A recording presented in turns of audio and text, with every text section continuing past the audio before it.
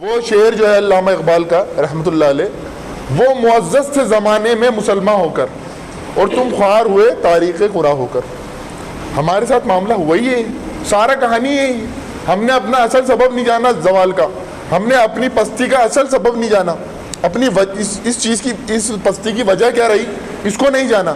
ہم سوچتے ہیں شاید ہمارے پاس لوگ پڑھے لکھے لوگ نہیں ہیں اس لیے ہم پیچھے رہ گئے، ہمارے پاس اچھے بزنس مین نہیں ہیں اس لیے ہم پیچھے رہ گئے۔ جناب یہ ساری چیزیں سیکنڈری ہیں، دوسرے نمبر کی چیزیں ہیں، یہ اس کی کوئی اہمیت نہیں ہے اللہ کے یہاں اس طرح سے جس طرح سے ایمان کی اہمیت ہے، غور و فکر کی اہمیت ہے، قرآن مجید پر عمل کرنے کی اہمیت ہے۔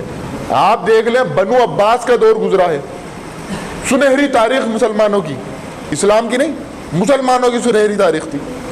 بڑے بڑے مسلمانوں نے وہاں پر جو ہے نا مکتب قائم کرے، یعنی لائبریری تھی مسلمانوں کے، سب چیزیں ہیں، سب طرح کا علم ہے، قرآن ہو، حدیث ہو، فقہ ہو، سائنس ہو، فلسفہ ہو، ہر چیز میں مسلمان اول۔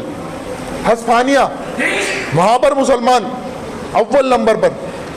اب لوگ کہیں کہ جناب ہم تعلیم میں پیچھے ہیں اس لیے ہم پیچھے ہیں، یہ وجہ نہیں ہے، تعلیم تو ہے اپنی جگہ، اس کی بھی اہمیت ہے، لیکن اصل میں مسلمان کا زوال تعلیم میں پیچھے رہنے کی وجہ سے نہیں آتا کہ دنیاوی تعلیم میں ہم پیچھے رہ گئے، وہ تو حاصل کرنی ہے۔ اصل زوال آتا ہے مسلمان کا ایمان کی کمزوری کی وجہ سے۔ ایمان کہاں سے حاصل ہوگا؟ کہ راشن کی دکان پہ جا کے ہم ایمان تھوڑی لے کے آئیں گے۔ بھائی گھر میں آٹا دال ختم ہو گیا تو راشن کی دکان پہ جاتے ہیں، جا کے جو ہے خرید کے لیے آئے کہ گھر میں آٹا ختم ہو گیا، تیل ختم ہو گیا، دالیں ختم ہو گئی، جاتے ہیں راشن کی دکان سے خرید کے لیے آتے ہیں۔ ایمان کہاں سے ملے گا؟ اس کے لیے بھی تو کوئی جگہ ہے جہاں جانا پڑے گا، کسی چیز سے استفادہ حاصل کرنا پڑے گا، وہ کہاں سے حاصل ہوگا؟